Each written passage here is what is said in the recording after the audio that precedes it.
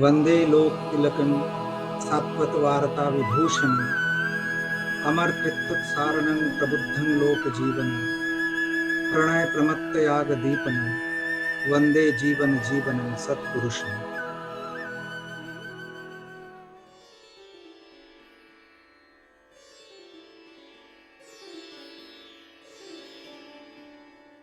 জয় গুরু।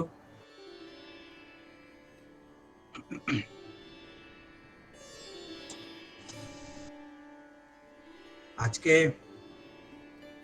এই সৎসঙ্গে আপনাদের সবার মাঝে ঠাকুরকে নিয়ে সমবেতভাবে আনন্দ উপভোগ করতে আমরা সবাই বসেছি, এসেছি। যে যেখানে আছি সেখানে থেকেই সমবেত হয়েছি। তবে এই সুযোগটা যে মাধ্যমে, যাদের মাধ্যমে হয়ে উঠেছে, তাদেরকে কৃতজ্ঞতা ছাড়া আর কি দিতে পারি এছাড়া। আর বিশেষ করে যে কোনো একটা সৎসঙ্গে আমার সাধারণত এই কথা কি বলবো, কেননা এই মহাসমুদ্র মানে জীবনের প্রত্যেকটা অ্যাসপেক্টই তো ঠাকুরের, ইষ্টের, সেই পরম পিতার। ওটার থেকে কোন বিন্দু কিরম ভাবে তুলবো সেইগুলোই কখনো কখনো মনে হয় বেসাহারা, মনে হয় যে হেল্পলেস আর কি, যে কি করি। তবে এই ধরনের এই যে ধীমাদবদা এই যে ছোট্ট একটা লাইন, আমাদের সকলের প্রিয় দাদার পূজ্যপাদ দাদার যে এই লাইনটা, তবে একটা কথা বলি, দাদার বিভিন্ন রকমের গান আছে, বিভিন্ন কথা আছে। কোনোটা মনে হবে এক একটা উপলক্ষে এক একটা গান আছে যেটা ব্যক্তিগত কারোর উদ্দেশ্যেও এরকম ভাবে লেখা আছে। সেগুলো আমরা জানি, যারা এইসব বিষয়ে কাছাকাছি থেকেছেন তারাও এগুলো উপলব্ধি করেছেন। কোনো এক মুহূর্তে দাদা হঠাৎ কোনো একটা গান লিখে দিয়েছেন, কোনো একটা ব্যক্তি বিশেষ বা কোনো একটা সিচুয়েশনাল গান এরকম আছে। তবে পরবর্তীকালে বুঝেছি, তখন তো গানের মতন শুনেছি, সুরের মতন শুনেছি। পরে যখন সেগুলোকে আবার যখন দেখেছি, বহুদিন পর হয়তো সেটা নতুন ভাবে উদ্ভাসিত হয়েছে মস্তিষ্ক পটলে বলতে পারি, তবে হৃদ পটলে। হয়তো এতদিন মস্তিষ্ক পটলে ছিল, মস্তিষ্কে ছিল, এতদিনে হৃদে এসছে। সেই জায়গায় দাঁড়িয়ে বলছি, প্রত্যেকটা গানই যেন সেই ওই পরম প্রেমীর জন্যই। প্রত্যেকটা গান আমি খুব মাইনিউটলি ভাবার চেষ্টা করেছি যে সবকটাই। আর এই পরিপ্রেক্ষিতে একটা গান আমার মনে পড়ে, যে এই যে এটা তো কথাটা তো এরকম যে অ্যাকচুয়ালি একটা বাহানা চাই, একটা সূত্র। আর এই সূত্রটাই তিনি আমাকে ধীবাদবদা দিয়ে দিয়েছেন, যে এইটা ধরে এগোতে হবে। এটা একটা খুব একটা আরামদায়ক অবস্থা আমার মনে হয় নিজের দিক দিয়ে, যে ঠিক আছে, যে কোনো সূত্র ধরে এগোলেই সেই যত মত তত একই পথ, সেই যাই মত ধরি না কেন, সে ওই একটা পথ দিয়ে সেই ওই একটা ডেস্টিনেশনেই পৌঁছাবে। এইটুকু বিশ্বাস, এইটুকু ফেথ আছে, এইটুকু মনে হয় সব সময়। আমার একটা ঘটনা বলি, যে একদিন এই আমাদের দাদা ঠাকুর বাড়িতে এসেছিলেন। আমি ওই রাস্তা দিয়ে যাচ্ছিলাম, তো দাদার হঠাৎ চোখে পড়লো কাঁঠাল তলায় আর কি, কাঁঠাল আমাদের এখানে যে ঠাকুর বাড়িতে কাঁঠাল তলা। তো গাড়ি থেকে নেবেই আমাকে ডাকলেন, এই ধৃতিমান শোন, আচ্ছা বলতো তোর সব থেকে ভালো কোন গানটা তোর সব থেকে ভালো লাগে? আমাদের এখানে যত গান হয় সেই সব গানের মধ্যে সব থেকে ভালো তোর কোন গানটা লাগে? এটা তো একটা হঠাৎ প্রশ্ন ছিল। আর হঠাৎ প্রশ্নে মানুষ ম্যানিপুলেট করার চান্স পায় না, বিশেষ করে কোনো গুরুজন সামনে আছেন। আর গুরুজন বলতে এরকম একটা ভারী গুরুজন আর কি, ওয়েটি। তো ন্যাচারালি যদিও পরমপিতার ইয়েতে দাদার যতটা সান্নিধ্য পেয়েছি, আমার সেই সান্নিধ্যে আমি কখনো ভার মনে হয়নি আমার কখনো, বা একটা হয় না যে গার্জিয়ানশিপের যে একটা ওই সমীহ, কখনোই না। সব সময় আমার যেন মনে হয়েছে যে সবকিছু বলা যায়, দাদাকে সবকিছু বলতে পারবো, কখনোই রাগ ঢাক ওসব কখনো ফিল হয় না, এখনো ফিল হয় না। তবুও এই হঠাৎ বলা, এরকম অনেক ঘটনা হয়েছে আমার সাথে, যেটা হঠাৎ দাদা জিজ্ঞেস করছে এই বলতো এটা, তখন আমি অন্য সময় হয়তো যদি ভাবার যদি সুযোগ পেতাম, আমি হয়তো ভাবতাম, নিজেকে ম্যানিপুলেট করার চেষ্টা করতাম যে কি বললে ঠিক অ্যাপ্রোপ্রিয়েট হবে, কিন্তু ওই অসতর্ক মুহূর্তে যা হয় সেটা ভেতরে যা থাকে তাই তো আমার মুখ থেকে বেরিয়ে গেল একটা গানের কথা। তো দাদা হঠাৎ বলেন ধুত ওই গানটা না, দাদা বলছেন সব থেকে ভালো গান ও মনওয়ারে, সাধ লে তু আমার জীবন, বাঁধ লে তু অমৃত কি ধারা, এই গানটা হচ্ছে সব থেকে ভালো গান। যাই হোক, এটা দাদা বললেন, দাদার ভালো লাগা, দাদার ভালোবাসা, আর যাই হোক সেই কথা।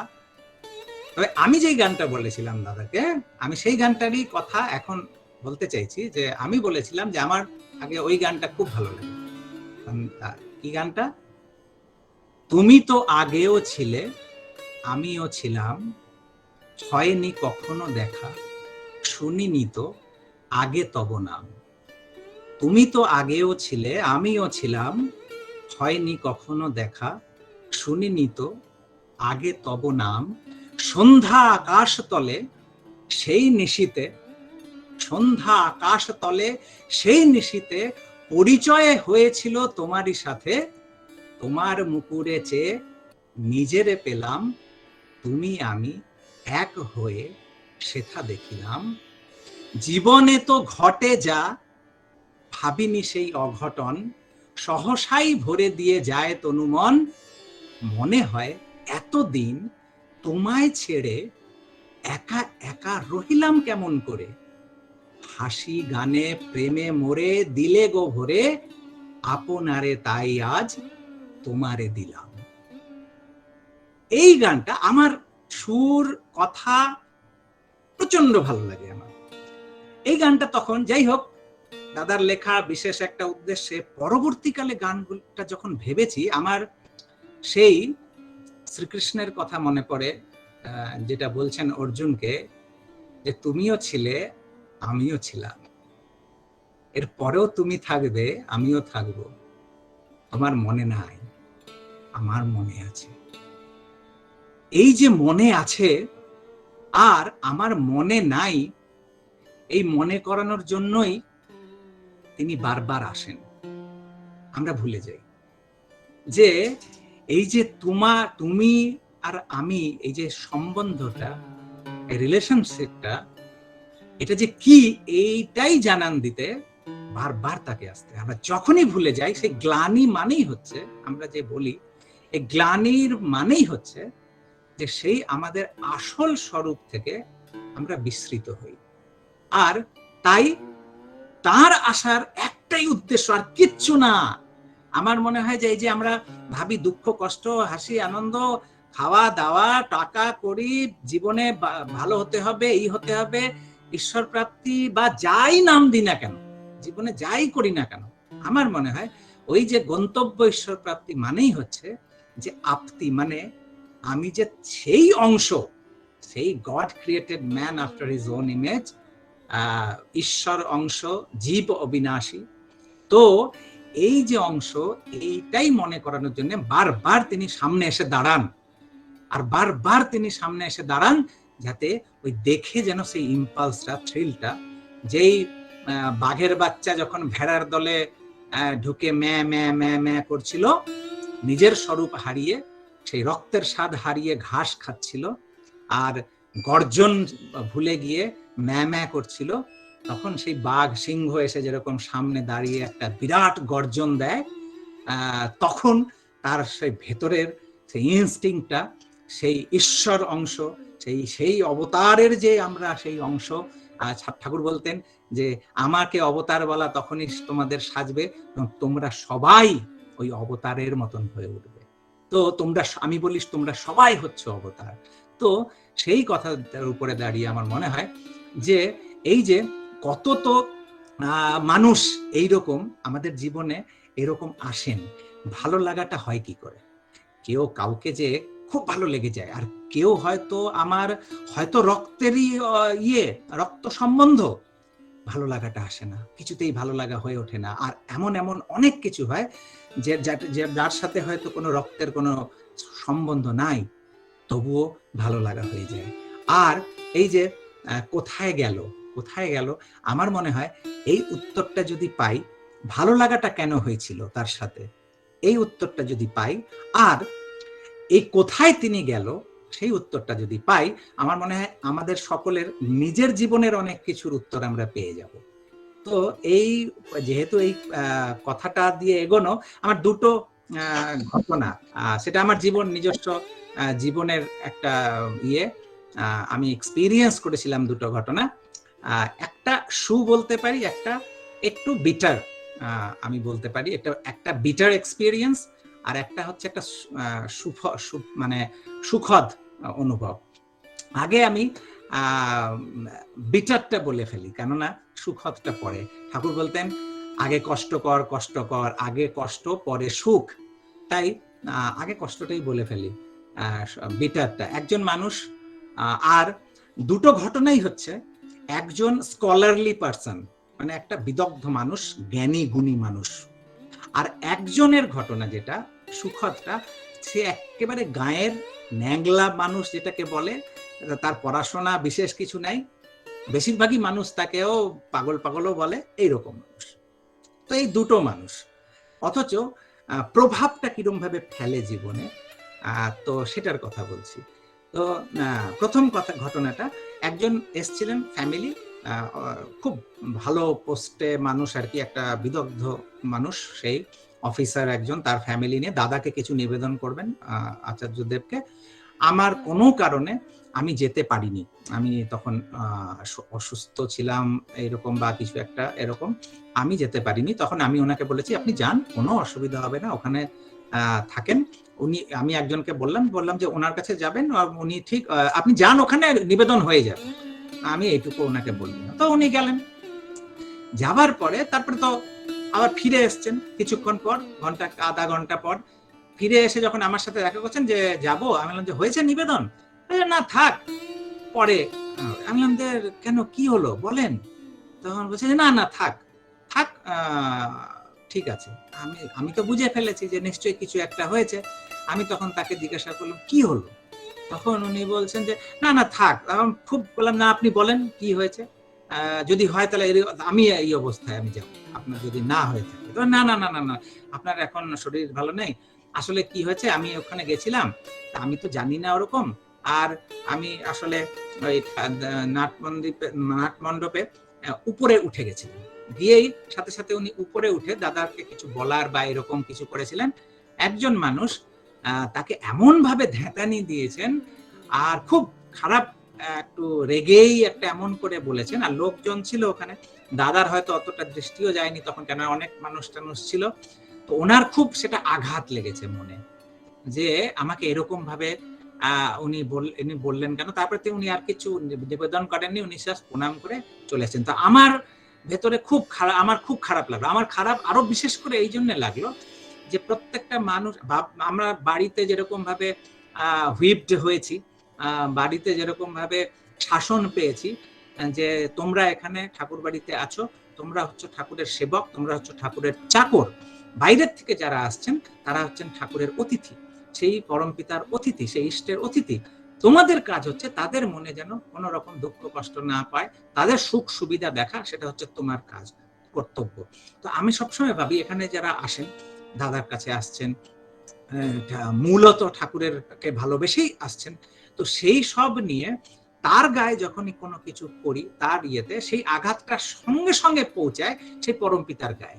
কারণ তিনি তো, যদি শিক্ষা পেয়ে থাকি যে তিনি তার অতিথি, আর সেই অতিথিকে যখন আমি অপমানিত করছি বা কিছু করছি, তাহলে তো সেটা সেই পরমপিতার গায়ে গিয়ে পৌঁছাচ্ছে। আমার এইটা একটুও হলেও আমার একটু আক্রোশ আমার মনেও এসে গেল, তো তার যিনি এরকম ভাবে, আমি বুঝে গেছি যে কার কিনি করেছেন বা কি। তো আমার যাই হোক, আমি তো একটু উত্তেজিত হয়ে গেছিলাম। উনি বললেন যে না না না না, থাক থাক, আর কিচ্ছু না, আমি আবার আসবো, আমার এখন একটু সময় হয়ে গেছে, আমাকে চলে যেতে হবে, পরে এসে। তো উনি তো চলে গেলেন, কিন্তু আমার মাথার মধ্যে এটা ঘুরপাক খেতে থাকলো। আমি তখন গিয়ে একবার 2-3 দিন পর আমি তখন ওনাকে বললাম, উনি বললেন হ্যাঁ এরকম ভাবে এই। তো আমি বললাম যে কিন্তু সেই মানুষটা তো জানে না, সেটা তো প্রথম এসছে, আপনি ওরকম ভাবে, সে তো তার তো খুব কষ্ট পেয়েছে, এটা তো ভালো হলো না, আমি বলেছি। তো যদিও ওই মানুষটাও আমাকে ভীষণ ভালোবাসেন,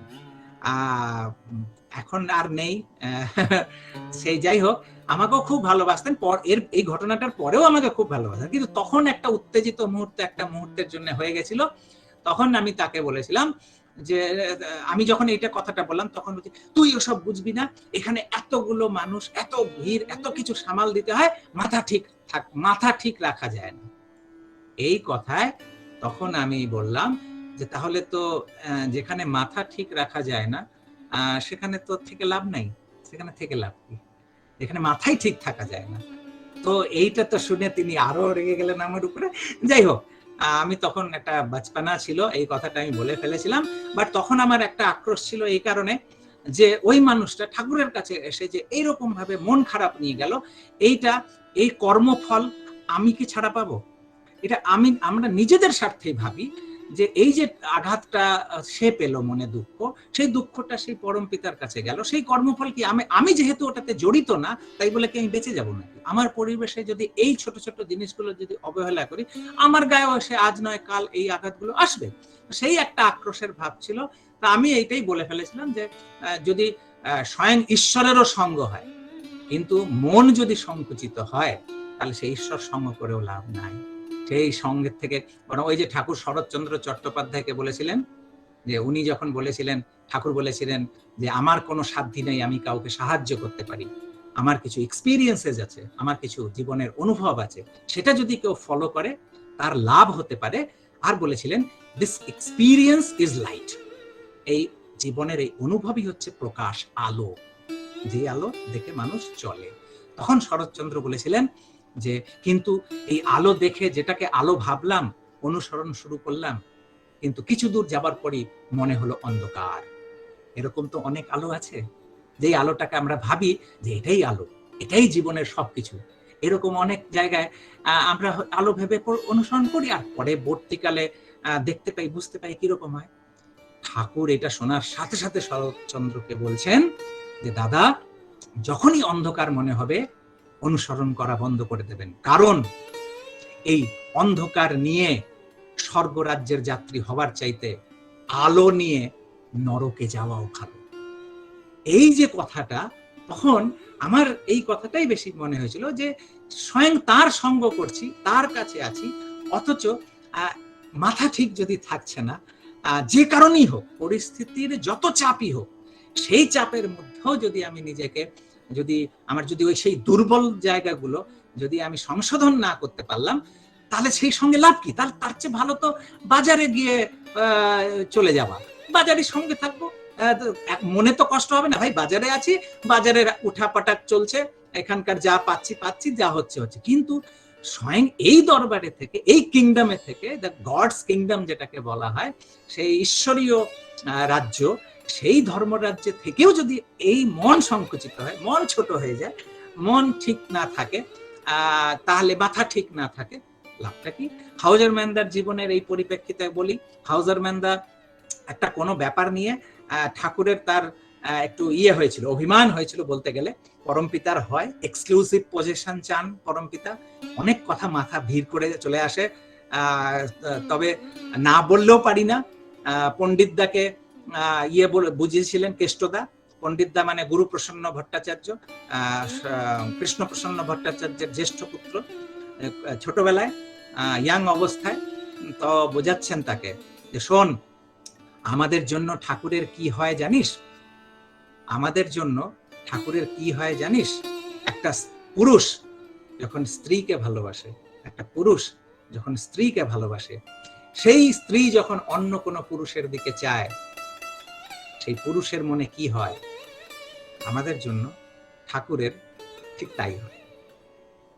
তো এই যে তিনি তো চান এক্সক্লুসিভ, কোনো ওটার মধ্যে শেয়ার না, একবারে একমাত্র তিনি সেই রকম চান আমাদের কাছ থেকে, সেটাই তিনি আশা করেন।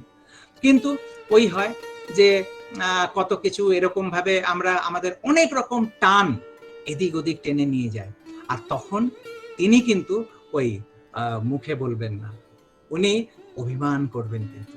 কারণ তিনি কোন ওই যে বলতেন ঠাকুর, আমার 16 আনা না পেলে আমার হয় না। আর মানুষ সবসময় আমাকে 8 আনা দেয়, 8 আনা আমাকে, 8 আনা আরো অন্য কিছুকে, তাতে দুই দিকেই তৃপ্তি না। ওই যে 8 আনা পাচ্ছে সেও তো অর্ধেক পেল, তারও তৃপ্তি না, আর আমিও যে ওই 8 আনা পেলাম আমারও তৃপ্তি নাই, দুটোরই তৃপ্তি নাই। তো এই সেই 16 আনা এক্সক্লুসিভ। আর মাথা, তো মানুষ অ্যাকচুয়ালি মাথা দেয়, মাথা কটা? একটাই, আর একটা জায়গায় দেয়া যায়, আর কোথাও দেয়া যায় না। ওই একটা দিয়ে দিলাম তো দিয়ে দিলাম, একটাই তো মাথা, আর কটা মাথা আছে? তো ওই এক্সক্লুসিভ পজিশন যতক্ষণ না তিনি পান পরম পিতা, তো তার ওরকমই হয়, অভিমান হয়। আর অভিমান হয়েও কিছু বলতে পারেন না। ওই যে ঠাকুরের কথা, ঈশ্বর প্রকৃতি বা উৎস প্রকৃতি আচার্য বিভূতিতে মুখ ভাষায় বলেন যে আমায় ছাড়া কাউকে ভালোবেসো না, তাতে মনে ব্যথা লাগে। কত সাংঘাতিক একটা কথা একজন বলতে পারেন যে আমাকে ছাড়া, আর কতটা গাটস, কতটা আশ্বাসবাণী এই নিয়ে না বলেন যে সর্বধর্মান পরিত্যাজ্য মামেকম শরণম ব্রজ। যার তাকত আছে পৃথিবীতে, সংসারে, যে এরকম বলতে পারে যে সবকিছু ছেড়ে তুমি আমার কাছে আছো, আমি তোমাকে সবকিছু থেকে মুক্তি দেবো। তো এই যে কথাটা, এটা কে বলতে পারে? একমাত্র স্বয়ং পরম পিতা ছাড়া কারোর তাকতই নাই এটা বলার, যে সর্বধর্মান, সবকিছু ত্যাগ করে দিয়ে তুমি আমার কাছে আসো। তো সেই একটা ভাব। তো এই যে আমাকে ছাড়া কাউকে ভালোবাসো না, এতে মনে ব্যথা লাগে। আমাকে নিয়ে সবাইকে ভালোবাসো, পরিচর্যা করো, পরিবর্তন করো। তো এই যে ঠাকুরের আদর্শ বিনায়কের এই বাণীটা, তো হাউজারম্যানদার জীবনেও এরকম কিছু একটা, উনি এই অর্গানাইজেশনাল বা কিছু একটাতে ঠাকুরের সঙ্গ থেকে একটু ডিস্টেন্স মেনটেইনড হয়েছিল। ঠাকুর তাকে নক করেছিলেন। তখন হাউজারম্যানদা বুঝতে পারলেন যে আমার ওয়ে অফ মুভিং যেটা হচ্ছে, এটা গন্ডগোল হয়ে যাচ্ছে। তখন উনি বললেন যে তাহলে আপনি আমাকে সরাসরি বলেন না কেন? ঠাকুর বলছেন, এই ঠাকুরকে হাউজারম্যান বলছেন যে আপনি তাহলে আমাকে সরাসরি বলেন না কেন যে আমার কি ঠিক, আমার এগুলো ঠিক হচ্ছে না, যে তো এরকম ভাবে চলো, তুমি সরাসরি আপনি বলেন না কেন যে আমার ওই চলনগুলো ঠিক না? ঠাকুর বলছেন, আমি যদি সরাসরি বলতে শুরু করি না, তুমি 2 দিন আমার কাছে টিকবে না। আর তাই তো হয়, সরাসরি কথা, সোজা সাপটা কথা কয়জন আছে যারা সহ্য করে নেয়?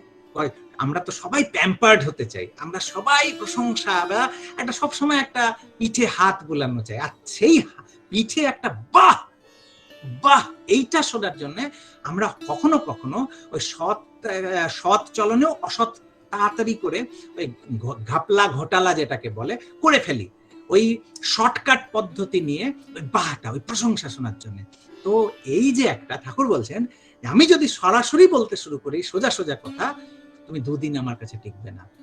হাউজারম্যান সাথে সাথে ভক্ত, ওই বলে না যে ভগবান তার পারিষদে, তার আশেপাশে কি থাকবে, তার কাছে দিয়ে কি অভিব্যক্ত করাবেন, আর সেইটা একটা মাইলস্টোন হয়ে থেকে যাবে পরবর্তীকালে সমস্ত মানব জীবনের জন্য। তো হাউজারম্যানদার সাথে সাথে এই কথাটা ঠাকুরের শুনে বলছেন, না হয় নাই টিকলাম, না হয় চলেই গেলাম এখান থেকে, তাও ভালো, আপনার কাছে থাকবো।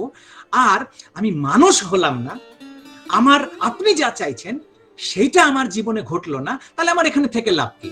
সে তাও ভালো যে আমি চলে যাব, আমি অন্য কোথাও থাকবো, অন্য। এই যে কথাটা সোজাসুজি তিনিও বলে ফেললেন, আমি ভাবি যে এইটাও তাকে বলিহারি, সেই মানুষটারও বলিহারি যে তিনিও তাই বলে। তো সত্যি তাই, ঠাকুরের জগতের থেকে, পরম পিতার রাজ্য থেকে যদি সেই ঠাকুরত্ব, ঠাকুরের ভালোবাসা, ঠাকুরের চলা, ঠাকুরের বলা, ঠাকুরের চাওনি, ঠাকুরের কথা, এইগুলো যদি আমার না হলো, তাহলে তাকে আমি ঈশ্বর আমি প্রতিষ্ঠা করব? আমার কার এমন তাকত আছে, কার এমন ক্ষমতা আছে যে তাকে প্রতিষ্ঠা করে দেবে? তিনি স্বয়ং প্রতিষ্ঠা, তাকে কেউ কারোর ক্ষমতা নেই প্রতিষ্ঠা করার। একটাই ক্ষমতা আছে, তাকে নিজের মধ্যে ইম্পাত করা। তো এইটাই হচ্ছে মূল কথা। তো আমার ওই যে একটা বললাম যে এইরকম যে এক্সপিরিয়েন্স হলো ওই একজন মানুষের কাছ থেকে, আর তিনি যথেষ্ট জ্ঞানী গুণী মানুষ ছিলেন। যাই হোক, একটা অসতর্ক মুহূর্তের একটা দুর্বলতার প্রশ্রয় এইরকম একটা ঘটিয়েছিল। যদিও সেই মানুষটার প্রতি শ্রদ্ধা, ভালোবাসা, ইভেন আমি কখনোই তার সামনে একেবারে নগণ্য, আর আমার তার পরবর্তীকালও তার সাথে আমার খুব ভালো লাগা থেকেছে, ভালোবাসা থেকেছে, তার ভালোবাসা যথেষ্ট পেয়েছি। তো কিন্তু এই একটা বিটার এক্সপিরিয়েন্স এই মানুষটার সাথে আমার হয়েছিল। সেকেন্ড ঘটনা বলছি, দ্বিতীয় ঘটনা, একটা মানুষের সাথে আমি তখন কলকাতায় একটা বিশিষ্ট মানুষের বিবাহ উপলক্ষে আমি আছি ওখানে, তার বিয়ে, কয়েকদিন ধরেই আছি কলকাতায়। তো সেই মানুষটি বাইরের থেকে এসছেন, অন্য জায়গার থেকে, বেঙ্গলেরই আর একটা জায়গার থেকে। তো 2 দিন আগে, ওই বিয়ের 2 দিন আগে উনি এসে গেছেন। তো আমার সাথে দেখা হয়েছে তার ওইখানে সেই বাড়িতে। তো উনি আমাকে দেখেই বলছেন যে জয়গুরু জয়গুরু। তাই বললাম, বাহ, কবে আসলেন? এই তো আজকেই এসে গেলাম, আমার আসার কথা ছিল কালকে, কিন্তু আজকে এসে গেলাম, ভাবলাম ঠাকুরকে কষ্ট দিয়ে লাভ কি। তা আমার হাতে বলে, কালকে আসার কথা ছিল, আজকেই এসে গেলাম, ঠাকুরকে কষ্ট দিয়ে লাভ কি? আমি বুঝতে পারলাম না। তা আমি ওনাকে জিজ্ঞাসা করলাম যে মানে আপনি কি বলছেন? তখন বলছে যে হ্যাঁ, আসলে কালকে বন্ধ, এখন যে রুলিং পার্টি তখন সে অপোজিশনে ছিল, আর সেই চলবে না চলবে না এগুলো তো সবসময় হতেই থাকে ইয়েতে, বিশেষ করে ইয়েতে, ওই স্টেটে। তো ওই করে বন্ধ ছিল, পুরো স্টেট বন্ধ ডেকেছিল। এইবার সে বলতে চাইছে, আমি ওই বন্ধে যদি বেরোই কালকে, আমার যদি কোনো আপদ হয়, তাহলে বাঁচানোর জন্য কার দিকে চাইব? কে আমাকে বাঁচাবে? ঠাকুর। ওই কষ্টটা ঠাকুরকে দেব না আমি। সে তো বলে চলে গেল এই কথাটা, ওই কালকে বন্ধ ছিল তাই আমি আজকে চলে আসলাম, ভাবলাম ঠাকুরকে কষ্ট দিয়ে কি হবে, বলে তিনি বেরিয়ে চলে গেলেন। বেশি বয়সও না, তবে একটু সর্বসাধারণের জন্য কিন্তু একটু পাগল টাগল, এই যখন কি সে সত্যানুসরণ পুরো মুখস্থ বলে দেয়, এই করে দেয়, এইসব এইরকম মানুষ বেশিরভাগই তাকে, আর তার পড়াশোনা খুব একটা নেই। এই একটা মানুষের যখন আমি এই কথাটা শুনলাম, আমি শকড, মানে আমার ভেতর থেকে অদ্ভুত লাগলো যে কি বলছে লোকটা। আমরা সাধারণত আপদ বিপদে পড়লে আমরা ঠাকুরকে ডাকি, ঠাকুর বাঁচাও। সে কি করছে? সে কি বলল? সে বলছে যে আমি যদি ওই সময় বেরোই আর যদি বিপদে পড়ি, ঠাকুরের কষ্ট হবে, ঠাকুরকে বাঁচাতে হবে, আমি সেই জন্য বিপদে পড়বো না, আমি নিজেকে ইয়ে করে রাখবো যাতে ঠাকুরের কষ্ট না হয়। এই যে দুটো মানুষের কাছ থেকে যে দুটো, ওইটাও সম্পদ, ওইটাও আমি পেয়েছি, আমি বলবো না, কেননা সব সময় যে নেগেটিভ জিনিস নেগেটিভলি এফেক্ট করে জীবনে তা নয়। অনেক নেগেটিভ জিনিস, অনেক ভালো জিনিস মন মস্তিষ্কে, যে পরবর্তীকালে আমার আচরণটা যেন এরকম না হয় বা এরকম হয়, সেটাও আমাদের অনেক কিছু নিয়ন্ত্রিত করে দেয়। আর এই যে একটা এক্সপিরিয়েন্স মানুষটার কাছে পেলাম, কি পেলাম? অ্যাকচুয়ালি সেই মানুষটার মাঝখান থেকে ঠাকুরকে পেলাম। আর ভালো লাগাটা কেন হলো? তার এই কথায় ভালো লাগাটা কেন হলো? সেই ঠাকুরত্বটা পেলাম।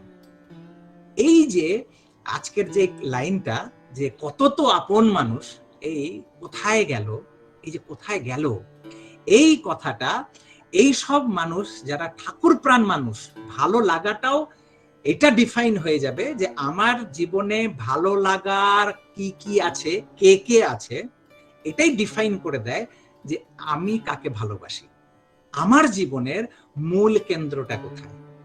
সেই ইয়েতে বলছি যে এইরকম কত কত কিছু এসে সেই পরমপিতার জীবনে এসে সামিল হয়েছে, কত কিছু সামিল হয়েছে, কিন্তু যেখানে ওই সুবাস পাই, যেখানে ওই গন্ধ পাই, সেখানটাই ভালো লাগা হয়। এই ভালো লাগাটা কিন্তু সেইখান থেকে। সেই জিনিসটা যদি বুঝতে পারি, তাহলেই বুঝতে পারবো যে সেই ভালো লাগার দরুন সেই মানুষটা কোথায় যেতে পারে।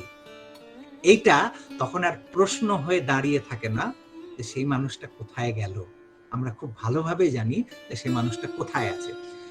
এই প্রসঙ্গে একটা ঘটনা এই ইয়েতেই হঠাৎ মাথায় আসছে। আমার শারদানন্দ, আই থিঙ্ক শারদানন্দের কোনো জায়গায় একটা পড়েছিলাম যে কোনো একটা নবাগত কোনো একটা মানুষ তিনি বলছেন যে মঠে এসছেন আর কি, মঠে টঠে বা কিছুতে এসছেন, বলছে আমি সাধু সঙ্গ করতে এসেছি। আমি এখানে, ঠাকুর বলছেন না যে মনের অনুসরণ করো না, সাধুর কি বলে বিবেকের অনুসরণ করো, আর সাধু সঙ্গ, এই ঠাকুরের সত্যানুসরণে আছে এই যে সাধু সঙ্গ। এই সাধু সঙ্গটা কি? এটা একটা বিরাট বড় একটা ব্যাপার, যে প্রচুর মানুষ ঠাকুরের যখন পরমপিতা আসেন, প্রচুর তার আশেপাশে অনেক মানুষ আসেন, অনেক কিছু ঘটে, অনেক ঘটনা ঘটে, সবই কি সাধু হয়? কিরম ভাবে সাধু? সেই সাধু সঙ্গটাই বাকি। ঠাকুরের কাছে আসলাম, ঠাকুরের সঙ্গ হলো, তাই কি সঙ্গ? ঠাকুরেরকে দেখলাম, দর্শন হলো, এটাই কি দর্শন? তো এই কথাগুলোতেই আমার ওই ঘটনা, তখন উনি বলছেন, সেই স্বামী শারদানন্দ তখন তাকে বলছেন, উনি যখন বলছেন যে আমি সাধু সঙ্গ করতে এসেছি, তখন উনি বলছেন যে সাধু সঙ্গ, তুমি জানো সাধু সঙ্গ মানে কি হয়? তখন বলছেন ঠাকুর যখন দক্ষিণেশ্বরে ছিলেন, মানে রামকৃষ্ণ ঠাকুরের কথা তিনি বলছেন, ঠাকুর যখন দক্ষিণেশ্বর কালীবাড়িতে যখন ছিলেন, তখন সেই কালীবাড়ির ঠাকুর চাকর বামুন 24 ঘন্টা তার সঙ্গে থাকতো, এবং দক্ষিণেশ্বরবাসী পাড়া প্রতিবেশী যারা সর্বদা সেখানে আসতো, ঠাকুরকে দেখতো, তাদের কারো জীবনে যে বিশেষ কিছু পরিবর্তন হয়েছে এমন দেখা যায়নি। সুতরাং ঠাকুরের প্রদীপ্ত সান্নিধ্য থেকেও তাকে জানতে পারা যায়নি। সেক্ষেত্রে আমরা তাকে বুঝে ফেলবো, এ কল্পনা একেবারে অলীক, আকাশ কুসুমের মতো। অবতারকে কেউ বুঝতে পারে না। অবতার সম্বন্ধে ঠাকুর নিজেই বলেছেন, কি বলেছেন ঠাকুর? ঠাকুর বলেছেন যে একরকম গাছ আছে, জানো, একরকম গাছ আছে, যেই গাছটা তুমি হয়তো জানো, সেই গাছটা তুমি হয়তো দেখতে পাচ্ছ, গাছের মতো, তার ডাল পালা ফল ফুল সব হয়, সবকিছু হয়, কিন্তু সেটি কি গাছ কেউ জানে না। গাছ গাছের মতন সবকিছু আছে, কিন্তু এটা কি গাছ সেটা জানে না। তাই লোকে তাকে কি বলে? অচিন গাছ, কেউ চেনে না, এই জন্য তার নাম অচিন। তাই উনি বলছেন যে অবতার পুরুষ যখন আসেন ধরাধামে, তিনিও তাই হন। তাকে জানতে পাওয়ার চেষ্টা করা, তিনি যেই অধরার অধরাই থেকে যান, যে অচেনা অচেনাই থেকে যান, কখনো আমরা তাকে যেটুকু জানবো তার চেয়ে অনেক অনেক অনেক বেশি সব সময় অচেনা থেকে যায়। তাই এই যে মানুষ তাকে বুঝতে পারবে না, কিন্তু তার কৃপা হলে তার স্বরূপের সাথে একাত্মবোধ করতে পারে। যে ওই যে বললাম, তুমি তো আগেও ছিলে, আমিও ছিলাম, হয়নি কখনো দেখা, শুনিনি তো আগে তব নাম। এই যে কথাটা যখনই সঙ্গ হয়, চেনা চেনা লাগে তো, বড় বড় ভালো লেগে যায়। তো এই যে বড় ভালো লেগে যাওয়া, এই যে এই বিষয়ে একটা, আর এই ভালো লাগাটাও কিন্তু ম্যান টু ম্যান ভ্যারি করে।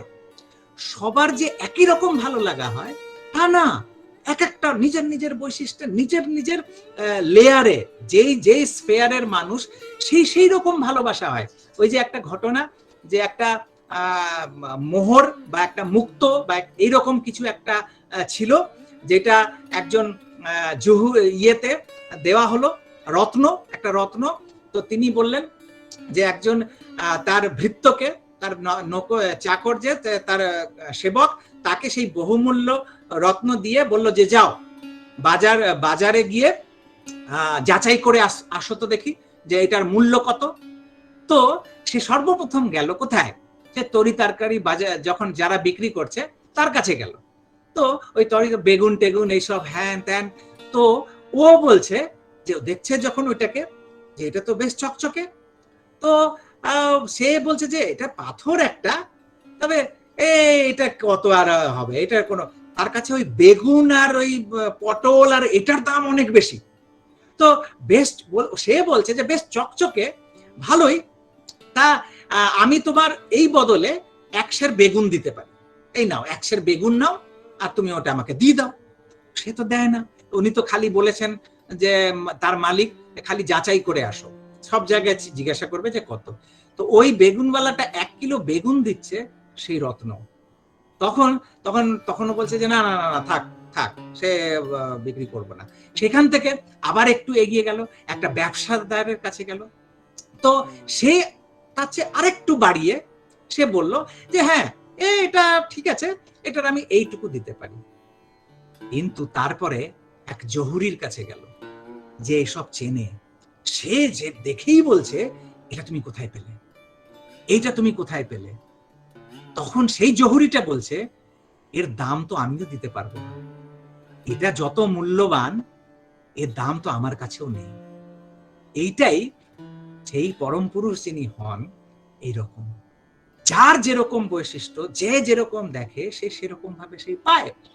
এইভাবেই আমার ভালো লাগাটা, এই যে আমি বলছি যে আপন মানুষ, আমার জীবনে যাকে আমি ভাবছি যে এই যে আমার আপন হয়েছেন, কেন আপন, কেন ভালো লাগা, আমার মধ্যের ভালোটা সেই ঠাকুর, সেই প্রিয় পরম যতটুকু ভালো হয়ে আছেন, যতটুকু ভালো লাগা তার প্রতি হয়ে আছে, সামনে সংসারে সেই ততটুকু ভালো ভালো যেখানে যেখানে আছে, আমার ভালো লাগাটা ওই বেগুনবালার মতন 1 কিলো বেগুনও হতে পারে, ব্যবসাদারের কিছু হাজার কিছু লক্ষ টাকাও হতে পারে, আবার সেই জহুরির অমূল্যও হতে পারে। এই মানুষে মানুষে এই বিষয়ে আমি বলি যে আমরা তো অনেক মানুষের সংস্পর্শেও আসি। শ্রী বর্দার জীবনের ঘটনা জানেন হয়তো অনেকে, যে শ্রী বর্দা একদিন বলছেন যে সকাল থেকেই একটা জিনিস আমার মাথায় গিট পেকে আছে, আমার এই ব্যাপারে আমার আছে, তো এটার উত্তর আমি পাচ্ছি না। তো বলছেন যে ঠাকুরের যদি একনিষ্ঠ কুকুর হওয়া যায়, শ্রী বর্দা বলছেন যে ননীদাকে বলছেন যে শ্রী ঠাকুরের একনিষ্ঠ কুকুর যদি হওয়া যায়, তাহলে আর সকলের সাথে আমার সম্বন্ধটা কি, আর সকলের সাথে আমার সম্বন্ধটা কি। বর্দা জিজ্ঞেস করছেন যে আমি যদি নিজেকে যদি ঠাকুরের একনিষ্ঠ কুকুর করে রাখা যায়, তাহলে আর সকলের সাথে আমার সম্বন্ধটা কি হয়। তখন কেউ বলছেন যে এই সকলের মঙ্গলের পাহারাদার হওয়া যায়। তখন বর্দা বলছেন না, নামকরণ কি হয়, তার নামটা কি হয়, সেটা কি বলা যায়। তো উপস্থিত যারা যারা আছেন সবাই বলছেন যে যার যেটা যেটা যেটা যেটা যেটা মনে হচ্ছে সে সেগুলো বলে যাচ্ছেন। তখন বর্দা বলছেন যে আমি নিজেকে ঠাকুরের কুকুর মনে করি, তাহলে আর সকলের সঙ্গে রিলেশন কি থাকবে তা জানো। একজন সাথে সাথে আবার বলছেন আগে আচার্য হওয়া যায়। তখন শ্রী বর্দা বলছেন দূর পাগল, ভৃত্য হওয়া যায়, ভৃত্য হওয়া যায়। তারপরে শ্রী বর্দা বলছেন যে আমি আজকে সকালে মামনিকে প্রণাম করতেই, মামনি মানে পূজনীয়া পারুল চক্রবর্তী, ঠাকুরের স্ত্রী, যে বিজুমা, যে আমরা জানি বিজুমা বলে যিনি ঠাকুরকে বরণ করেছিলেন, তো সেই পারুল চক্রবর্তী যাকে শ্রী বর্দা, তো বলছেন বর্দা যে আমি সকালবেলায় প্রার্থনার পরে মামনিকে প্রণাম করতেই তিনি আমাকে বললেন মহামানব হও।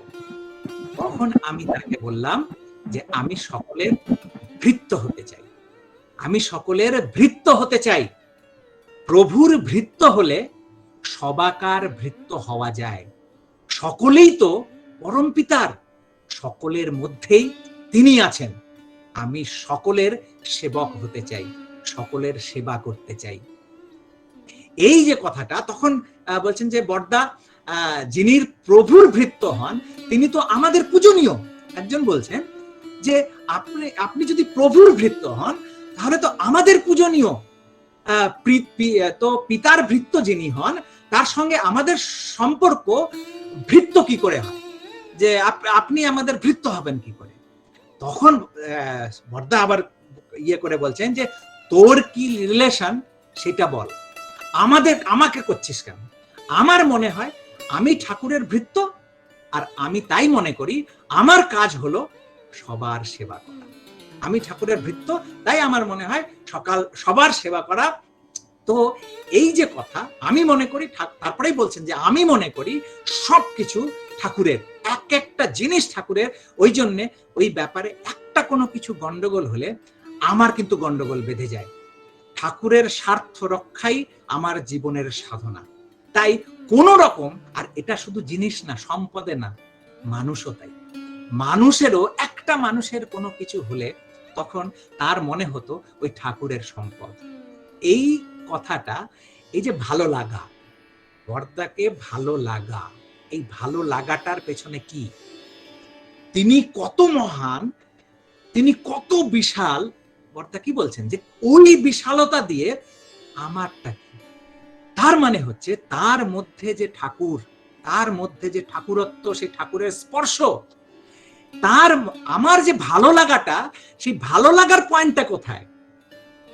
এইটাই হচ্ছেন সেই পরম পিতাকে আমি যতটা ভালোবাসতে পারবো, সামনের মানুষটা বা যে কোনো মানুষ, তার মধ্যে ওই পরম পিতার ডিগ্রি, ভালোবাসার ডিগ্রি হিসেবে সেই ততটুকু ভালোবাসাটা, ততটুকু ভালো লাগাটা সেই সামনের মানুষটার মধ্যেও দেখতে পাই, বুঝতে পারি, আর আমার ভালো লেগে যায়। এটাই হচ্ছে মূল কথা আমার মনে হয়। তো যাই হোক, এইরকম কত মানুষ আমাদের জীবনে এরকম আছেন, কিন্তু ভালো লাগার একটাই মাপকাঠি, একটাই ভালো লাগার মাপকাঠি, সেই ভালো, সে সুপ্রিম গুড যেটাকে বলে, যে মঙ্গল, মানে পরম মঙ্গল যিনি, সেই মঙ্গল, সেই ভালোবাসা, সেই প্রেম যদি যার মধ্যে যতটুকু পাই তাকে ততটা। তো সেই আপন যেটাকে আমরা বলছি, সেই আপনও সেরকম ভাবেই হয়ে ওঠে। আর যারা চলে গেছেন, এই যে চলে যাওয়াটা, এই চলে যাওয়াটা নিয়ে আমার একটা কথা, যেই গানটা আমার সব সময় আমার হৃদয়কে উদ্বেলিত করে, যে ঠাকুর এই জিনিসটা আমার যেন জীবনের সেই মুহূর্তে যেন ভুলে না যায়। ঠাকুরকে অনেকে বলতেন না যে ঠাকুর আমাকে যখন এই পরবর্তীকালে এই জীবনের পরেও আপনাকে পাবো, তো তখন ঠাকুর বলেছিলেন যে নাম ভুলবি না, চিনে নিতে যেন পারি। তো এই যে চিনে নেওয়া, কি করে চিনবো? ওই অসতর্ক মুহূর্তে মানুষের ওই যে দুর্বলতা, প্রথম যে কথাটা নিয়ে শুরু করেছিলাম, ওই একটা জীবনের এক একটা মুহূর্ত আসে, ওই অসতর্ক মুহূর্তে মাথা ঠিক থাকে না। মাথাটা, তার মানে আমাদের জীবনে ঠাকুরকে কেমন সতহ করে নিতে হবে, যেরকম নিঃশ্বাস প্রশ্বাস নিচ্ছি, কোনো কসরত নাই, কোনো এক্সারসাইজ নাই, ভালো লাগাটা বা নিজের একটা কাঁটা ফুটছে গায়ে, অটোমেটিক্যালি করে উঠছি, এটাকে সারানোর জন্য কত কিছু করছি। একটি মা তার শিশুকে যেরকম ভাবে ভালোবাসছে, নিজের গর্ভের শিশুকে, তার জন্য কোনো কসরত করতে হচ্ছে না, কোনো ট্রেনিং করতে হচ্ছে না, কোনো রকমের শিক্ষা নিতে হচ্ছে না, অটোমেটিক্যালি ওই ভালোবাসাটা আছে। সেই ভালোবাসাটা আমার ঠাকুরের প্রতি নাই।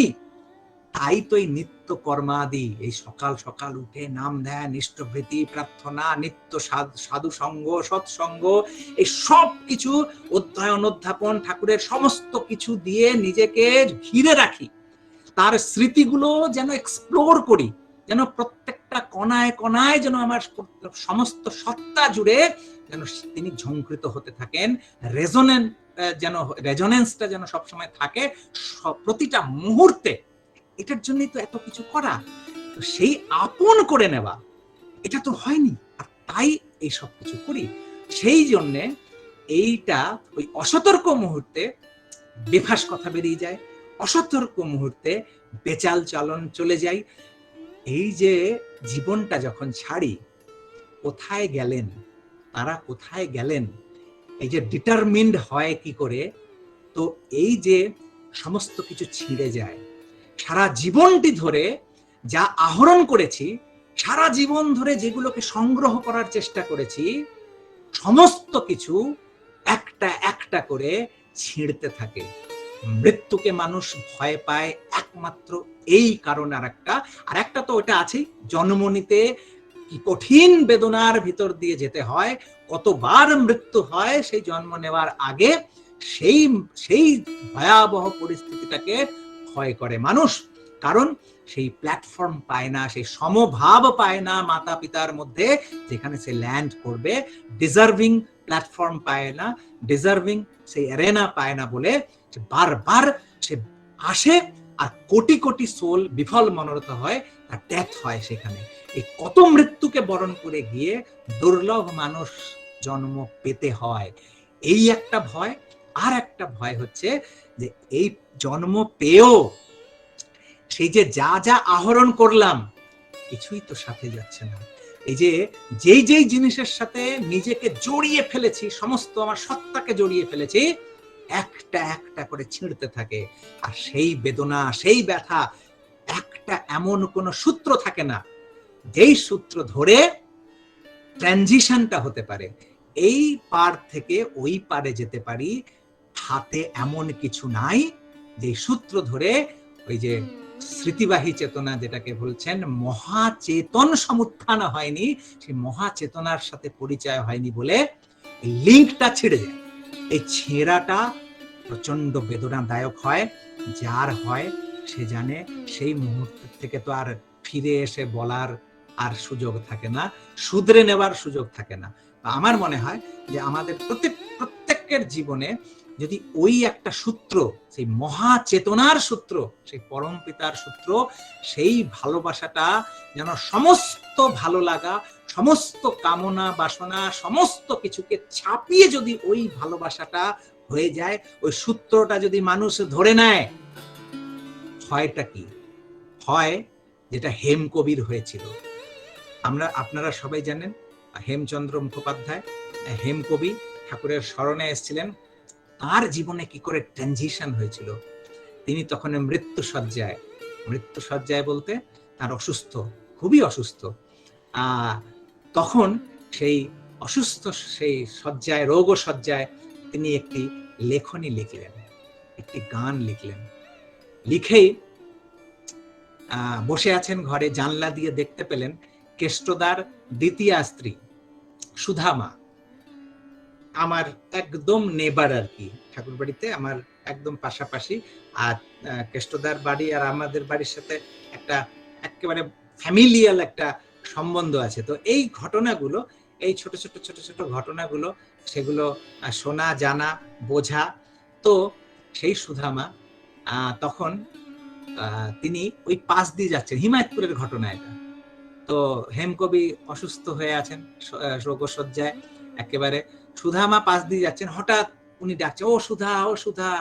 তো তিনি চলে গেছেন, যে শোনো, আমি একটা গান লিখেছি, এটা তুমি ঠাকুরকে একটু শোনায় আসতে পারবা? তখন বলছে হ্যাঁ হ্যাঁ হ্যাঁ। তখন এই যে গানটা, এই কথাগুলো তার শেষ কথা, বলতে গেলে হেমকবির শেষ কথা, সেটা তিনি লিখেছিলেন। তারপরে তাকে শিখিয়েছিলেন সেই সুর দিয়ে সবকিছু, আর তিনি গিয়ে তারপরে ঠাকুরকে শুনিয়ে এসেছিলেন। কথাগুলো কি ছিল এটাই বলছি। এই যে ট্রানজিশন পিরিয়ড, এটা প্রচন্ড হয়, জ্বালাময়।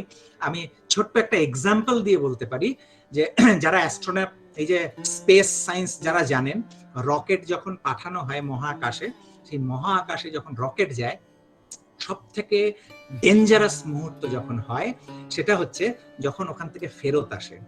এই অ্যাটমসফিয়ারে, সেখানে তো ভার শূন্য অবস্থা, কোনো রকম অ্যাটমসফিয়ার নাই সেই স্পেসে, সেই মহাকাশে।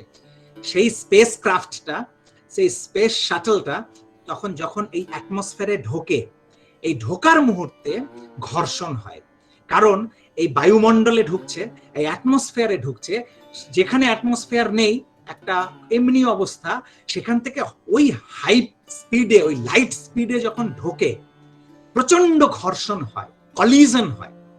যে কারণে স্পেস ক্রাফট তৈরি করা হয় ওই রকম, ওই ফায়ার প্রুফ অনেক রকম ওই ম্যাটেরিয়াল দিয়ে তৈরি করা হয়, যাতে ওই যে ঘর্ষণ হয়, কত 1000 ডিগ্রি টেম্পারেচার ক্রিয়েট হয়, আগুন, মানে সম্পূর্ণ শাটলটাকে আগুনে, মানে একটা অগ্নির একটা প্রলেপ একটা সার্কেল তৈরি হয়ে যায়, ওই অগ্নির বল তৈরি হয়ে যায় যেটার মধ্যে শাটলটা থাকে। যেহেতু ওই ঢোকার সময় ওই একটা জ্বালার ওই অগ্নির সৃষ্টি হয়। আপনারা সবাই জানেন আমাদেরই দেশের মেয়ে কল্পনা চাওলা, যার মৃত্যু ঘটেছিল সেই পিরিয়ডে, ওই ট্রানজিশন পিরিয়ডে কি হয়েছিল, যখন থ্রাস্ট হয়েছিল, যখন গেছিল, একটা ফোম, এই ফুয়েল ফোম যেটা ব্লাস্ট করে, সেই ফোমটা ওই শাটলের একটা উইংয়ে সেটা লেগে গেছিল। সেটাকে নেগলেক্ট করা হয়েছে, ইগনোর করা হয়েছে, সেটাকে অতটা মূল্য দেওয়া হয়নি। আর ওই ছোট্ট একটি জায়গায় হালকা ওই ফোম লেগে ওই যে ফায়ার প্রুফ যে জিনিসটাকে, সেটা হালকা একটু ট্র্যাক করেছিল, ড্যামেজ করেছিল। ওই ছোট্ট একটি জায়গা যখন ফিরে আসছিল, তাদের যতদিনের সেই প্রোগ্রামটা ছিল, মিশনটা ছিল, মিশন কমপ্লিট করে যখন সেই আই থিঙ্ক কলম্বিয়া সেই ইয়েটা স্পেস ক্রাফটটা যখন ঢুকছিল অ্যাটমসফিয়ারে, পৃথিবীতে ফেরত আসছে, ওই কলিশনের সময় ওই ছোট্ট একটি জায়গায় ওই ব্লাস্ট হয়ে গিয়ে ভেঙে যায়, টুকরো টুকরো হয়ে যায় পুরো যানটা। এইটাই হচ্ছে এই যে ট্রানজিশন, অগ্নি উৎপাদন হয়। মানুষ জীবন যখন এপার থেকে ওপার যাওয়ার এই যে ট্রানজিশনটা, এইটাও হচ্ছে প্রচন্ড জ্বালাময় ওই ধরনের মানুষের। তো সেইটাতে কি এমন জিনিস থাকতে পারে মানুষের জীবনে যে স্মুথ, একেবারে স্মুথ ট্রানজিট করছে, যেন এ বাড়ি থেকে ও বাড়িতে যাচ্ছে। কি এমন ভাব থাকতে পারে, কি এমন সূত্র থাকতে পারে যে সে এরকম ভাবে সহজভাবে তার উত্তরণ বা অবতরণ হয়ে যাচ্ছে ওই জায়গায়। সেই কথাগুলো দিয়ে বোঝা যায়। হেমকবি সেই কথাগুলো লিখছেন, এপারে দাঁড়ায়ে আছি, ওপারে দ্বীপেরই আলো। এপারে দাঁড়ায়ে আছি, ওপারে দ্বীপেরই আলো, দেখা যায় হেথা হতে, এই ভালো, এই ভালো। এপারে দাঁড়ায় আছি, ওপারে দ্বীপেরই আলো, দেখা যায় হেথা হতে, এই ভালো, এই ভালো। ওপারে কুটিরও মাঝে কে রয়েছে পথচে, এপারে তাহারি ব্যথা ফুটিছে হৃদয় ছে। ওপারে কুটিরও মাঝে কে রয়েছে পথচে, এপারে তাহারি ব্যথা ফুটিছে হৃদয় ছে। মাঝে মাঝে সে সুদূরে বাজে বাঁশি কি বাসুরে, বহিছে হৃদয় পুরে সুখেরও প্রদীপ জালো। এপারে দাঁড়ায় আছি, ওপারে দ্বীপেরই আলো, দেখা যায় হেথা হতে, এই ভালো, এই ভালো। হেথায় আধারেরও বুকে লুকানো আলোর আশা। হেথায় আধারেরও বুকে লুকানো আলোর আশা, সুন্দর করি তুলে জীবনেরই এ পিপাসা। ওঠো ওঠো চলো যাত্রী, যদিও তামসী রাত্রি, ফুটিবে রূপালী রেখা, রবে না, রবে না কালো। এপারে দাঁড়ায় আছি, ওপারে দ্বীপেরই আলো, দেখা যায় হেথা হতে, এই ভালো, এই ভালো। এই যে কথাটা, যে একটা মানুষ তিনি জানেন যে তিনি যাচ্ছেন, এবার ওই পারে যে যাচ্ছেন, এইখানটায় দাঁড়ায় তিনি দেখছেন যে ওই পারে দ্বীপের আলো, সেখানে আলো আছে। আর সেই আমার এই গানটা নিয়ে আমি, আমার মনে হচ্ছে সময় আমি অনেক নিয়ে ফেলেছি, আমি লাস্ট এই কথাটা বলে শেষ করব। তবে এই একটা, আমি জানি সবসময় আমার একটু সময় পেরিয়ে টেরিয়ে যায়, তবে সেটাও সামলাল দিতে পারি না। অনেক কথা, অনেক জিনিস ভিড় করে আসে, তো আর না বললেই যেন নিজেই মনে হয় পেইনফুল, ভীষণ মনে হয়। তো লাস্ট একটা কথা বলে আমি টুক করে শেষ করব। এই হেমকবির এই গানটা পড়ে শুনে, গানটা শুনে আমি আমার একটা দিদির গলায়, মানে পণ্ডিতদা যে কেষ্টদার নাতনি পৃথাদি, তারই গলায় আমি এই গানটা শুনেছি। আর সেই শুনে যে ভালো লাগাটা যতটুকু হয়েছে, তো সেটা নিয়ে আমি একটা হিন্দিতে লিখেছিলাম আমার ভাবনা নিয়ে, ওই পজিশনে, ওই সিচুয়েশনে, যেটার মধ্যে কিছু অভিব্যক্তি করে আমি শেষ করব আজকের কথা। আমি হিন্দিতে বলি, আমি লিখেছিলাম, इस पार खड़ा मैं देख रहा, उस पार जल रही दीप शिखा, इस पार खड़ा मैं देख रहा, उस पार जल रही दीप शिखा, मैं मगन हुआ सुध खो बैठा, तन का नहीं मन चेतन हरि का। মানে এপার দাঁড়িয়ে আমি দেখছি ওই পারে যে দীপ শিখা জ্বলছে, আর সেটা দেখেই मैं मगन हुआ, শুধু মানে আমার সবকিছু আমি হারিয়ে ফেললাম ওটা দেখে। তখন আর তনকা নেই মন চেতন হরিকা, মানে এই মনটা আর এই শরীরের থাকলো না, সেই চেতন হরিকা, সেই চৈতন্য, সেই মহাচেতনে সেই ওই হরিরই হয়ে যাচ্ছে এই মনটা আস্তে আস্তে। এই যে লাস্ট টাইমটা, এই যে ট্রানজিশন পিরিয়ডে ওই পার্টিকুলার টাইমে কি হচ্ছে মনে, যে দেখতে পাচ্ছে আমি যেখানে যাচ্ছি সেখানে আলো জ্বলছে, ভয় নাই, এই যাওয়াতে এতটুকুও কিঞ্চিত ভয় নাই, ইয়ে নাই, বিকট ওই পরিস্থিতি একেবারে না, ভালো লাগা আছে। আর मैं मगन हुआ, ওই আলোটা যখন দেখতে পাচ্ছে তখন মগন হুয়া, সুধ খো बैठा, হারিয়ে ফেলছি, আর এই শরীরে মন নাই, চৈতন্য, সেই চৈতন্যের দিকে মন হচ্ছে। তারপরে কি, इस पार निकेतन में कैसी हलचल है किसके जाने की, कौन बाट निहारे पथ देखे उस पार किसी के आने की। এপারে যে নিকেতন, আমার বাড়িতে এখন এই হট্টগোল চলছে, তো যাবার সময় হয়েছে, সবাই বুঝতে পারছেন যে এটা শেষ সময়, বাড়িতে শোরগোল, সবাই কান্নাকাটি, নানা রকমের সব ইয়ে হয়। तो इस पार निकेतन में कैसी हलचल है कैसे किसके जाने की, কে চলে যাচ্ছে, कौन बाट निहारे पथ देखे उस पार किसी के आने की, ওই পথে ওই পারে কে বসে আছে যে অপেক্ষা করছে কার আসার। এপারে সব কান্নাকাটি করছে, কে চলে যাচ্ছে, আর ও পারে কে এমন বসে আছে যে অপেক্ষা করে আছে, আসছে একজন অতিথি ঘরে, নতুন একজন মানুষ আসছে, কে আমার জন্য সে অপেক্ষা করে আছে। আজ দর্দ উসি কা ফির জাগে, আজ দর্দ উসি কা ফির জাগে, তোরে বন্ধন কে সব ধাগে। আজ সেই ব্যথা উঠেছে মনের মধ্যে, সকল বাঁধন ছিঁড়ে দিচ্ছে, সব বাঁধন ছিঁড়ে যাচ্ছে।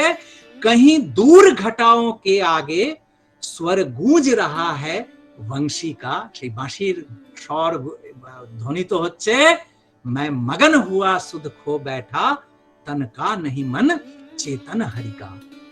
इस पार अंधेरे में भी तो मिल रहा उसी का ही प्रकाश। এপারেও যে অন্ধকার, এই তো সংসার জীবন অন্ধকারময়, তো এপারে যে জীবন সেটাতেও যে আলো পাচ্ছি, সে ওই তাঁরই আলো পাচ্ছি, যার আলোটা জ্বলছে ওই পারে, ওই আলোটাই এপারে এই অন্ধকারের মধ্যেও আমার জীবনে আমি পাচ্ছি। इस पार अंधेरे में भी तो मिल रहा उसी का ही प्रकाश, सुंदर के आश्रय में ही तो सार्थक होती जीवन की प्यास। সেই সুন্দরের আশ্রয়ে জীবনের পিপাসাটা সার্থক হয়। अब उठो चलो सब माया छोड़, जब बीती रात घना घटघोर, है सम्मुख खिले सुनहरी भोर, मिट रही काली तामस कनिका, मैं मगन हुआ सुध खो बैठा, तन का नहीं मन चेतन हरि का। उन नयन से जब ये नयन मिले, उन नयन से जब ये नयन मिले, रतिरस जागे उन चरण तले।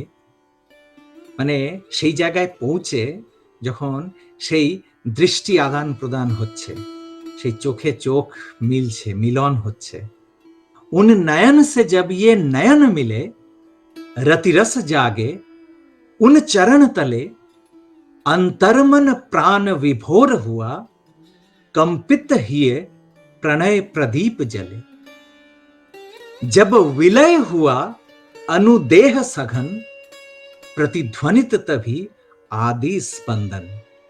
এই শরীর, এই অনু, মন, প্রাণ সবকিছু বিলয় হয়ে গেল কোথায়, সেই প্রিয় পরমের চরণতলে। তাই जब विलय हुआ अनुदेह सघन, प्रतिध्वनित तभी आदि स्पंदन, हुआ प्रिय परम से मधुर मिलन, स्वामी के संग जैसे राधिका।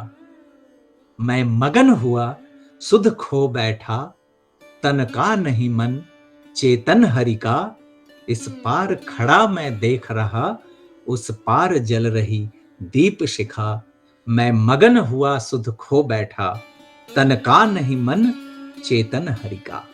তো যাই হোক, এই কথাগুলো আমার হেমকবির ওই কথার অভিব্যক্তিতে অ্যাকচুয়ালি লোভ হলো, বাসনা হলো, যে ঠাকুর কি এমন ভাব, তার কি এমন ভালোবাসা, যেই ভালোবাসাটা এত সহজ ভাবে তার এই ট্রানজিশনটা হচ্ছে, যে আমরা প্রত্যেকে যেন সেই মূল সূত্রটা, সেই পরম চৈতন্যের যে মূল সূত্রটা, সেই পরম প্রেমের যে মূল সূত্রটা, সেই প্রিয় পরমকে একান্ত ভাবে যেন প্রাণে বসিয়ে নিতে পারি, যেন এই সূত্রটা সেই মুহূর্তে হারিয়ে না যায়। ঠাকুর যে বললেন যে মনে রাখলেই হবে, চিনে নিলেই হবে। তো এই যে মনে রাখাটা, যে তাকে যেন চিনতে পারি, ভুলে না যাই, এই সমস্ত কিছুর মধ্যে বিস্তৃত যেন না হয়, সেই স্মৃতিবাহী চেতনা লাভ করে। আর এটা এমন কিছু কোনো একটা আকাশ কুসুম মোটেই না। প্রত্যেকটা কথা, ঠাকুরের এক একটা কথা প্রত্যেকের জন্য সমানভাবে সার্থক। আমরা ভাবতে পারি না যে এটা তো কঠিন, এ তো ঠাকুর বলেছেন, এইটা তো এর জন্য এই হতে হবে, ওই। ভীষণ সাধারণ মানুষও নিশ্চল ভালোবাসা, নিশ্চল একাত্মবোধ, ওই একানুরক্তি, তীব্রতা আর নিরন্তরতা, এই তিনটে জিনিস যদি জীবনে সচল করে রাখতে পারি, খুব সাধারণ মানুষ হয়েও সেই স্মৃতিটা নিয়ে আমরা থাকতে পারবো। এই জীবনেও যতদিন আছি সেই ভাব নিয়েই থাকবো। আর তার ডাক, সেই তার জায়গায় আবার যদি যেতে হয়, যেখানে তিনি যাবেন, সেখানে তার ইচ্ছা হবে, সেখানে ট্রানজিট করতেও কোনো অসুবিধা হবে না। ঘর, এই ঘর যা যা আমি নিজের করে ভেবে নিয়েছি, নিজের মায়াতে জড়িয়ে ফেলেছি, এইগুলোই তো প্রবলেম। কিন্তু ওই অবস্থায় যখন আমরা সবাই যদি হয়ে উঠতে পারি, তাহলে কখন এই ঘর, কখনো ওই ঘর, কখনো ওইখানে, কখনো ওখানে, কখনো এই বস্ত্র, কখনো ওই বস্ত্র, কিচ্ছু যায় আসে না। মূল প্রাণ স্পন্দনটা ঠিক থাকলেই হলো, এটাই কথা। বেশ, জয় গুরু। দাদা একটা কথা একটু জিজ্ঞাসা করতে পারি? আগে বলেন। আচ্ছা, আমি বলতে চাচ্ছি, ওই শ্রদ্ধেয় প্রফুল্ল কুমার দাস আলোচনা, উনি তো ঠাকুরের কাছ থেকে প্রতিশ্রুতি আদায় করেছিলেন যে তাকে যেন আর মানব জন্ম নিতে না হয়, এবং ঠাকুর তাতে অনুমতিও দিয়েছিলেন যে আমি যখন আসবো তখন তোর আশা লাগবে। তো এই ব্যাপারে যদি আপনি একটু আলোকপাত করেন। খুব ভালো কথা। এই ঘটনাটাও ইউনিক কথা, খুব ভালো কথা। একটা জিনিস কিন্তু মনে রাখতে হবে, সমস্ত ঘটনা, আমি যেরকম একটা কথা সব জায়গায় বলি, আমার ঠাকুর আমার ঠাকুর, আপনার ঠাকুর আপনার ঠাকুর, প্রফুল্লদার ঠাকুর প্রফুল্লদার ঠাকুর, সবার ঠাকুর সবার ঠাকুর। আমি আমার ঠাকুরকে ভালো রাখলে আমি ভালো থাকবো, আপনি আপনার ঠাকুরকে ভালো রাখলে ভালো থাকবেন, প্রফুল্লদার ঠাকুরকে ভালো রাখলে ভালো থাকবেন। তো আমার আদর্শ, আমার চলন, আমার সমস্ত কিছু কেন্দ্র, সমস্ত ঠাকুর, তিনি তার মতন করে ভালো লাগা ছিল, তার মতন করে ভালো লাগা ছিল।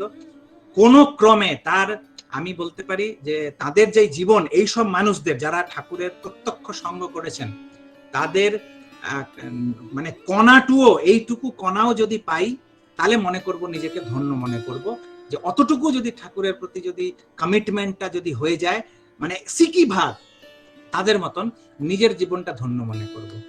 সেই সব কিছু, সমস্ত কিছু রেখেও বুঝেও আমি বলছি একটা কথা, যে হ্যাঁ, এই ঘটনাটা ছিল, প্রফুল্লদা বলছিলেন ঠাকুরের কাছে বারবার করে প্রার্থনা করতে, ঠাকুর এটা কিছুতেই কথা এদিক ওদিক করে দিতেন, কিছুতেই আর বলতেন না। বহুবার বলতে হয়েছিল প্রফুল্লদাকে যে আমার মানে মানুষ তো এই মোক্ষ আমরা বলি না, মোক্ষ কথাটা মানে আমরা ভাবি যে এই জন্ম মৃত্যুর এই বন্ধন থেকে, এই যে সেটার থেকে পার হয়ে গেলাম, আর এই ফাঁদে যেন না পড়তে হয়, এটাই আমরা ভাবি মোক্ষ।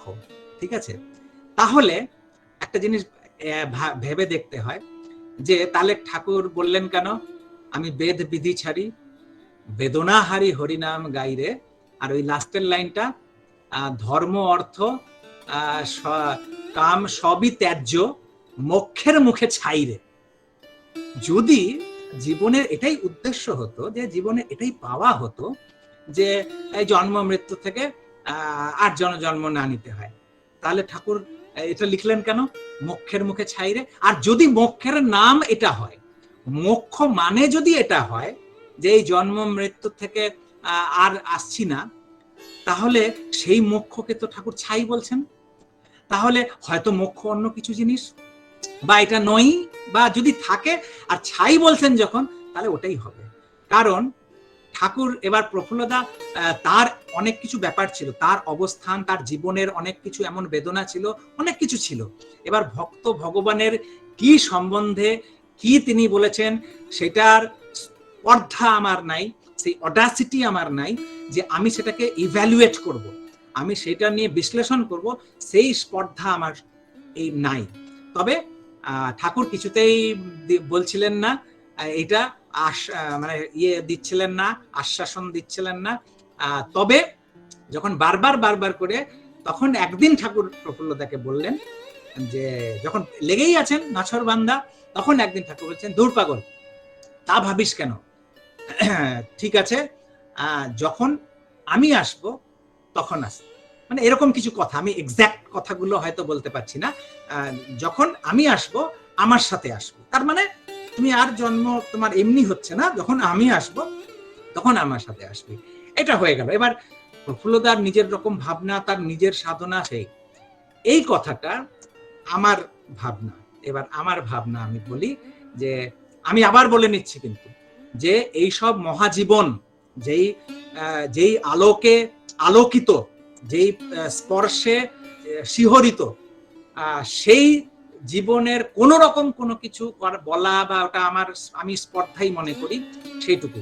তথাপি আমার ঠাকুরের সাথে ভালোবাসা আমার এক্সক্লুসিভ, সেখানে নো এন্ট্রি, কারোর প্রবেশ নিষেধ, কেউ না। ইভেন আমার মা বাবা আমাকে তাই শিখিয়ে গিয়েছেন যে তোমার আর তোমার ঠাকুরের মধ্যে কেউ না। দাদার সেই গান, তোমাকে যখন মনে পড়ে ধরা মনে হয় জনহীন, তুমি আছো আর আমি আছি। একটি স্ত্রী, একটি পতিব্রতা নারী, নারী যখন সেই এক ঘরে যখন তার স্বামীর সঙ্গ করে, তখন পর পুরুষের ছায়াও দেখে কেঁপে ওঠে। সেখানে কিন্তু তার স্বামী আসে, তখন সেখানে কারোর কোনো রকমের সেই আমাদের যিনি স্বামী, সেই তুমি আছো আর আমি আছো, সেই এক্সক্লুসিভ পজিশনটা যখন তার আছে আমার প্রতি, সেই তার চরণে যখন সেই আছি আমি, তখন আমার ভালোবাসা, আমার তাকে নিয়ে চলা, আমার জায়গা থেকে আমি দাঁড়িয়ে বলি যে শত শত যদি জন্ম নিতে হয় ঠাকুর তোমার মিশনে, তোমার কাজের জন্য, তোমার ইচ্ছায়, আমার এরকম শত শত জন্ম হোক, আমার কোনো রকমের কোনো চাহিদা নাই, আমার তোমার কাছে কোনো রকম কোনো প্রার্থনা নাই।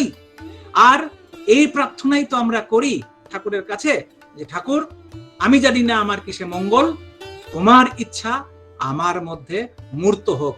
যখন আমার ইচ্ছাটাকে তোমার হাতে সঁপে দিয়েছি, তখন জন্ম কি, মৃত্যু কি, কোথায় যাব, কি করব, তুমি যা করবে তাতেই আমার ভালো।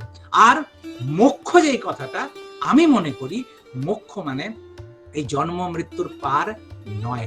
আমার কাছে মোক্ষ মানে হচ্ছে যে, আমি একটা হাইপোথেটিক্যাল সিচুয়েশন আমি বলছি, যে একটা হাইপোথেটিক্যাল সিচুয়েশন, দুটো পয়েন্ট, আমি দুখানা পয়েন্ট বলবো যে আমার জীবনে আমি মনে করি এটাই আমার জন্য মোক্ষ।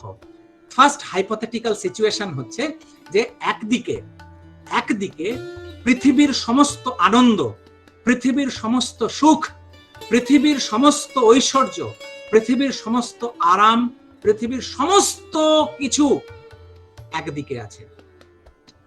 একদিকে তার বিপরীত দিকে পৃথিবীর সমস্ত কষ্ট, পৃথিবীর সমস্ত বেদনা, পৃথিবীর সমস্ত সমস্যা, পৃথিবীর সমস্ত বিপদ আপদ, সবকিছু এই বিপরীত দিকে আছে। এই যেদিকে আরাম সুখ এগুলো আছে, ঠাকুর আমার এই দিকে আছেন, বিপরীত দিকে, যেই দিকে সমস্ত পৃথিবীর কষ্ট, দুঃখ, বেদনা, সমস্যা, আপদ বিপদ সবকিছু এই দিকে আছে। আমি এই দিকেই থাকবো। আমার সারাটি জীবন আপদ বিপদে থাকুক, আমার সারাটা জীবন কষ্টে থাকুক, বেদনায় থাকুক, আমার কিচ্ছু যায় আসে না, তুমি আছো, তুমি থাকলেই হবে।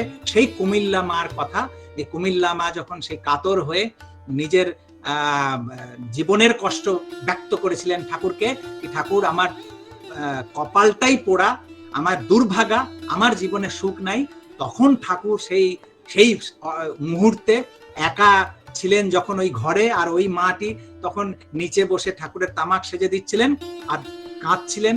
এই বলে ঠাকুর হঠাৎ উঠে বসলেন, বললেন যে মা তুই বল তোর কি চাই, তোর কি লাগবে, আজকে তুই যা চাবি তাই পাবি, তুই বল, শুধু তুই একবার মুখ খুলে বল তোর কি লাগবে, গাড়ি বাড়ি টাকা কড়ি কি লাগে তুই বল, তুই একবার মুখ খুলে বল।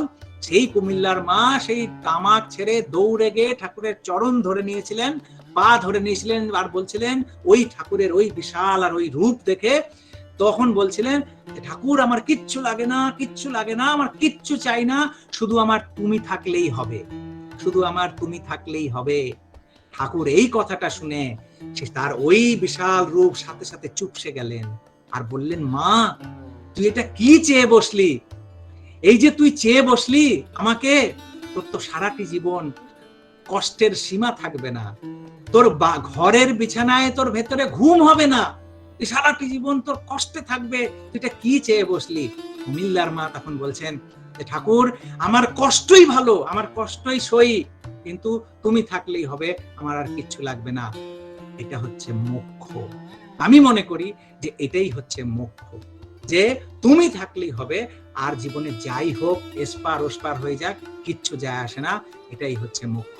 আমার মনে হয় যে এই ক্রাইটেরিয়াটাই যদি আমরা প্রত্যেকের এটাই জীবনের যদি করে নিতে পারি, আর জন্ম মৃত্যু এগুলো সব তার হাতে, কিচ্ছু না, কোনো কিছুই না, এই রকম কোনো উদ্ধারেরও আশা না। হনুমান ভক্ত মানেই হচ্ছে হনুমান, আর কারোর না। অর্জুন কম করেননি কৃষ্ণের জন্য, আর বিভিন্ন অনেক, কিন্তু শিরোমণি বলা হয়, ভক্ত শিরোমণি, তার মানে মুকুট, সেই উচ্চ শিখরে আছেন হনুমান, যেই হনুমান কোনো কিছুর তোয়াক্কা করেননি, না ধর্ম অর্থ কাম মোক্ষ কিচ্ছু না, আর ওই তোয়াক্কা করেননি বলেই তিনি রামের জন্য চুরি পর্যন্ত করতে পেরেছিলেন, রামের জন্য সমস্ত নগরী পুড়িয়ে ফেলতে পেরেছিলেন, যা যা সেটা হয়তো সাধারণ পণ্ডিতের চোখে, সাধারণ পুণ্যাত্মার চোখে, সাধারণ সন্ত মহাত্মা তপস্বীর চোখে যেটা বিগর্হিত কর্ম যেটাকে বলা হয়, পাপ কর্ম বলা হয়, সেইগুলো তিনি কিন্তু করেছিলেন প্রভু রামকে খুশি করার জন্য। হতে পারে তার কর্মফল তার গায়ে হয়তো আসতে পারে, আসুক, কিন্তু আমার প্রভু রাম আর প্রভু রাম আর প্রভু রাম। আমার মনে হয় এইটাই হচ্ছে, এই অবস্থাটা হচ্ছে মুখ্য, আর এটাই তো লক্ষ্য হওয়া উচিত, যে ঠাকুরকে যখন পেয়েছি তো তোমার হাতে সঁপেছি, কি করবে জীবনকে নিয়ে তুমি ভাবো, আমার কি। ওই লাস্টে ওই যে ইয়েটা, আমার ওই গানটা আমার ভীষণ ভাবে প্রিয়, ঠাকুরের ভালো লাগা গান। আমার মনে হয় যে আমারে তুমি, আমরা তো ছোট ছোট জিনিস নিয়ে ভাবি, টুকরো টুকরো, যে এইটা পেয়ে গেলেই আমরা পড়তে গেলাম, এইটা পেয়ে গেলে। তিনি কি ভাবছেন, ঠাকুরের খুব প্রিয় লাগা রবীন্দ্রসঙ্গীত ছিল, আমারে তুমি অশেষ করেছো এমনই লীলা তব, ফুরায়ে ফেলে আবার ভরেছো জীবন নব নব। এই যে না রিক্ত হলে পূর্ণ হব কি করে, বারবার করে রিক্ত হতে হচ্ছে, এই নব নব ভাবে পূর্ণ। কত যে গিরি, কত যে নদী তীরে, বেড়ালে বহি ছোট এই বাঁশিটিরে, বেড়ালে বহি ছোট এই বাঁশিটিরে, কত যে তান বাজালে ফিরে ফিরে, কাহারে তাহা কব, তোমারই এই অমৃত পরশে আমার হিয়াখানি, হারালো সীমা বিপুল হরসে, উথলি ওঠে বাণী, আমার শুধু একটি মুঠি ভরি, আমি তো এইটুকু নিতে পারি, এইটুকু, আমার শুধু একটি মুঠি ভরি, দিতেছ দান দিবস বিভাবন, হলো না সারা কত না যুগ ধরি, কেবলই আমি লব। এই কথাটা তো অনন্ত হয়েছ, ভালোই করেছ, থাকো চিরদিন অনন্ত অপার, ধরা যদি দিতে ফুরাইয়া যেতে, তোমাকে ধরিতে চাহিত কে আর, পিছু পিছু ছুটে যত যাব আমি, আরো আরো আরো দূরে রবে তুমি, ফুরাবে না তুমি, ফুরাবো না আমি, তোমাতে আমাতে রব একাকার। যাই হোক, অনেক কথা অনেক কিছু। জয়গুরু। আর ক্ষমা প্রার্থী যে একটু সময় বেশি নিয়ে একটু না, হয়তো অনেক সময় বেশি নিয়ে ফেলেছি, আমি জানি না। তবে আপনারা সবাই ভালো থাকেন, মঙ্গলে থাকেন। জয়গুরু।